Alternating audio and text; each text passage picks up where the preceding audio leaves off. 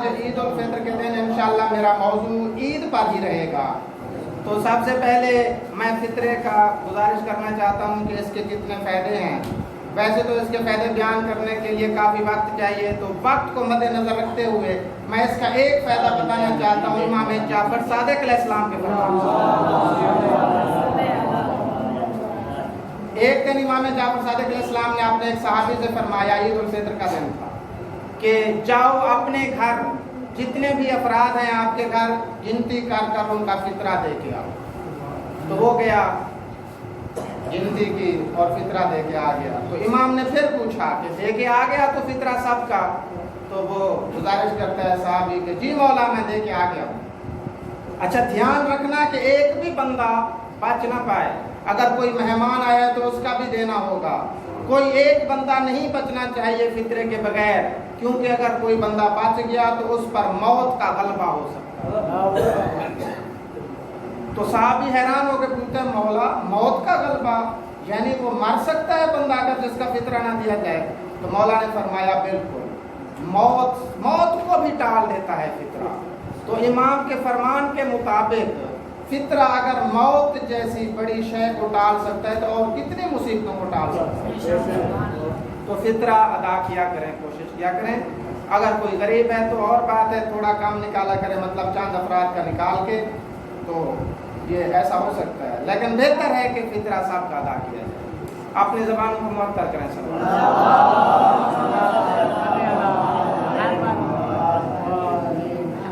عید الفطر کے قنوت میں ہم دعا پڑھتے ہیں کہ یا اللہ ہمیں ہر خیر میں داخل کر، ہر اس خیر میں داخل کر جس طرح تو نے محمد و آل محمد کو داخل کیا۔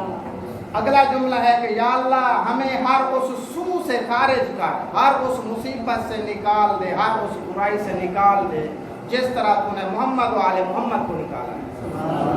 تو اس پر ہمارے برادران اعتراض کرتے ہیں کہ یہ کیا آپ لوگوں نے تو نعوذ باللہ اہل بیت کی توہین کر دی۔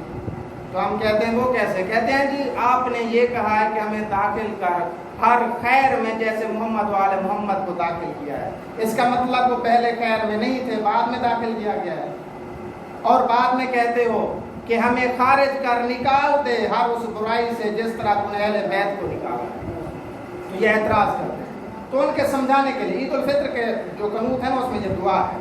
اعتراض ڈھونڈتے رہتے ہیں اور کہتے ہیں کہ آپ عید نماز پڑھی نہ کریں، عید الفطر نہ پڑھا کریں اگر ایسے آپ نے نعوذ باللہ الزامات لگانے اہل بیت پر۔ تو میں انہیں گزارش کرنا چاہتا ہوں کہ آپ سمجھنے کی کوشش تو کیا کریں، ہم سے تو پوچھیں آگے کہ اس کا مطلب کیا ہے دعا کا۔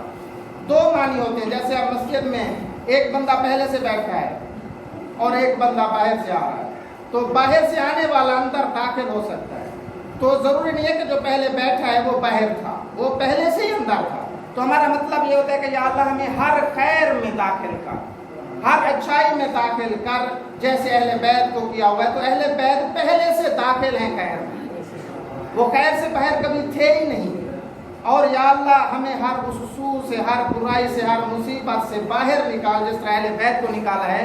تو اس کا مطلب یہ ہے کہ اہل بیت پہلے سے ہی باہر تھے اہل برائی سے، جس طرح اللہ تعالیٰ قرآن میں فرماتا ہے انما یرید اللہ لیذھب عنکم الرجس اہل البیت ویطہرکم تطہیرا۔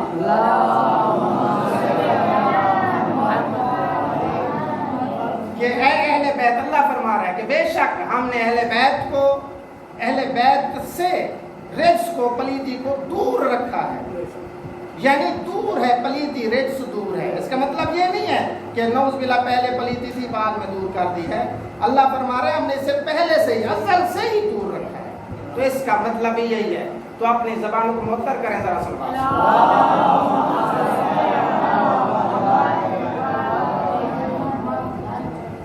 مولا علی علیہ السلام عید کے بارے کیا فرماتے ہیں؟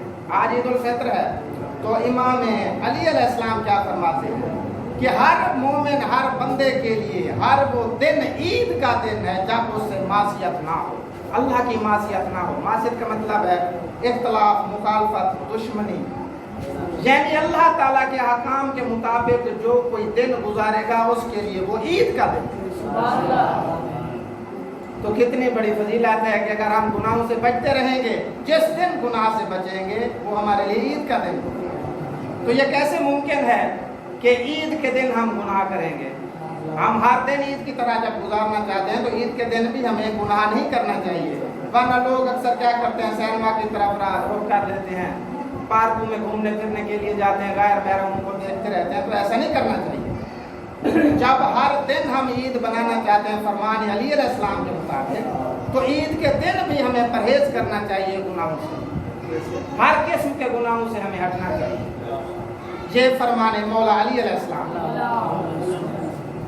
ईद का दिन था, हसनैन शरीफैन आए अपनी अम्मा ज़हरा के पास कि अम्मा ईद का दिन है, सब ने नए कपड़े पहने हैं, तो हमारे नए कपड़े कहाँ हैं? तो बीबी ज़हरा ने अल्लाह ताला के इरादे को समझा और फरमाया कि मेरे बच्चों, आप लोगों के कपड़े, आप दोनों के कपड़े दर्जी के पास सिल रहे, या आप लोगों के कपड़े दर्जी लेके आता ही होगा। अब इसका मतलब ये नहीं है कि ऐसा था ही नहीं और बीबी ने कहा और ऐसा हो गया। बीबी जानती थी कि ऐसा होने वाला है, बीबी को पता था कि अल्लाह ताला इनके कपड़े जन्नत से भेज रहा है। तो अब यहाँ पे एक कानून है अल्लाह ताला कि जब अल्लाह ताला ने आदम अलैहिस्सलाम को और अम्मा हवा को निकाला था जन्नत से कि आप मुअय्यना मुद्दत के लिए जन्नत से निकल जाएं, आपको ज़मीन पर जाना होगा। तो जब वो जाने लगे हज़रत आदम अलैहिस्सलाम और अम्मा हवा, तो क्या हुआ कि अल्लाह ने कहा रुक जाओ, एक मिनट के लिए रुक जाओ। तो हज़रत आदम फरमाते हैं जी मालिक। तो अल्लाह फरमाता है ये जो जन्नती लिबास है, जन्नत के ये जो कपड़े हैं, ये यहीं पे छोड़ दे। आदम हैरान परेशान, या अल्लाह मैं क्या करूं? बार मोहम्मद वाले मोहम्मद गुलाम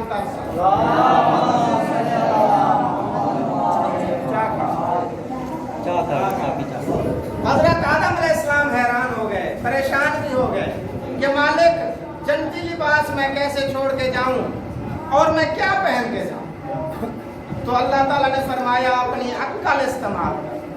अल्लाह फरमाता है अपनी अक्ल को इस्तेमाल कर। तो हज़रत आदम अलैहिस्सलाम ने, कुछ लिखते हैं कि केले के दरख्त के पत्ते ओढ़ लिए अपने जिस्म पर, शर्मगाह पर, और कुछ कहते हैं इससे भी बड़ा कोई दरख्त था, बड़े पत्तों वाला दरख्त, वो ओढ़ लिया।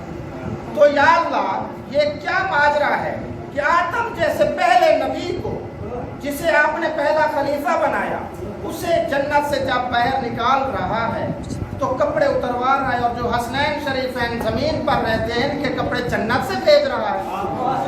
ये क्या माजरा है? कानून में ऐसी तब्दीली क्यों कर रहा है मेरा मालिक?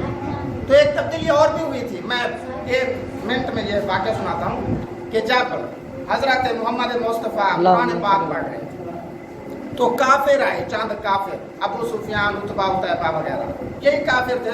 आयत में तो आप काफिर ही लिखा है। तो ये कहते हैं कि ये क्या कर रहे हैं, आप क्या पढ़ रहे हैं? तो रसूल खुदा फरमाते हैं अल्लाह का कलाम है, मैं वो पढ़ रहा हूं। तो वो कहते हैं काफिर, अगर ये अल्लाह का कलाम है, आपने खुद नहीं लिखा, तो फिर अल्लाह से कहे हम पर अजाब आए, अल्लाह से कहे हम पर अजाब आए। तो अल्लाह ताला ने कुरान में लिख दिया है कि ऐ रसूल, जहाँ पर आप मौजूद होंगे, आपकी मौजूदगी में मैं अजाब नाजिल नहीं करूँगा। तो काफिर थे, वो चले गए, उन्होंने कहा कि ये अल्लाह की तरफ से है ही नहीं, अगर होता तो अजाब आ जाता। ये कानून था अल्लाह का। पहला कानून क्या है कि जन्नत वाले कपड़े कोई नहीं लेके जा सकता। दूसरा कानून क्या है कि रसूल खुदा की मौजूदगी में अजाब नहीं आ सकता। लेकिन क्या हुआ कि जब कुम्मे गदीर पर रसूल खुदा ने ऐलान फरमाया मन कुन्तु मौला फ़हाज़ा अली मौला, जिसका मैं मौला हूँ वो उसका अली मौला है।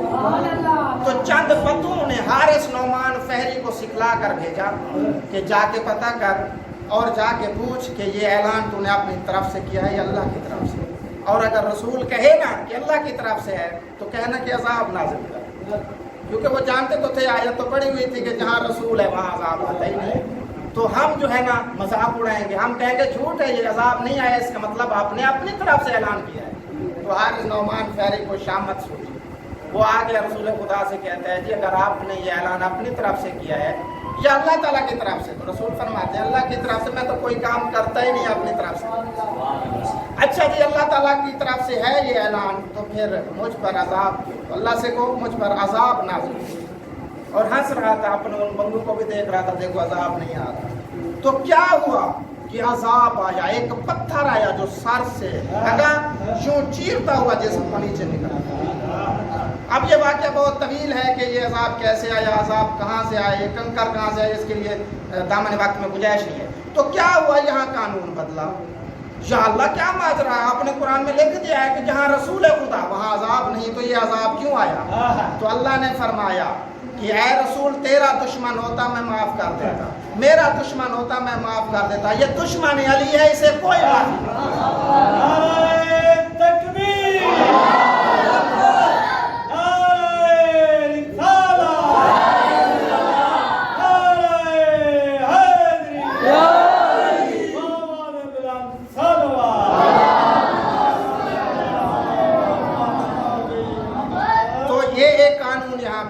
दूसरा कानून, जन्नत से कपड़े आ गए।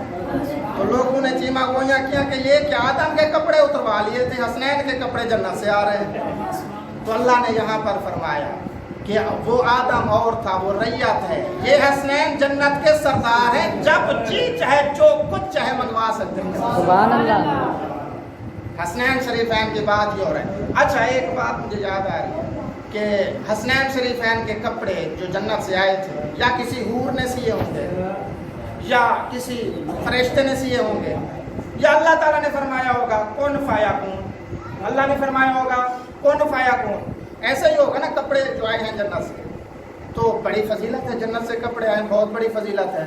लेकिन मैं गाजी अब्बास की फजीलत कैसे बयान करूं कि जिसके कपड़े खुद बीबी ज़हरा सी के गई। सुभान अल्लाह, सुभान अल्लाह। इतनी बड़ी अजमत है मौला गाजी अब्बास अलैहिस्सलाम की। ईद का दिन था, कपड़े पहन लिए, आखिरी जो लफ्ज़ था, तो ईद का दिन था, हसनैन शरीफैन ने कपड़े जन्नती लिबास पहन लिए।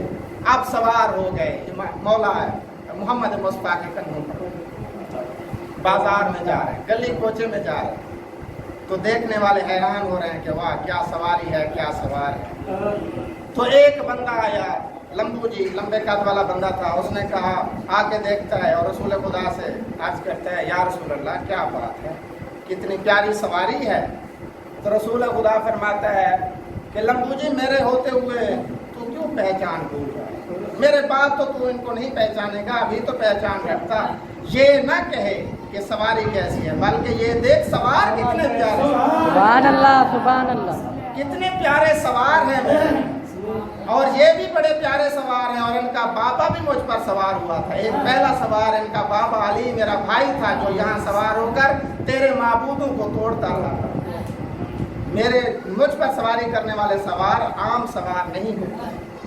तो पहचान भूल गए लोग, जन्नत के सरदारों से दुश्मनी, दावा है जन्नत, जन्नत जाएंगे, जन्नत के सरदारों से दुश्मनी। मासूम इमाम फरमाते कि जन्नत की खुशियों में हमारे मसाइब, हमारे दुख ना भूल जाओ।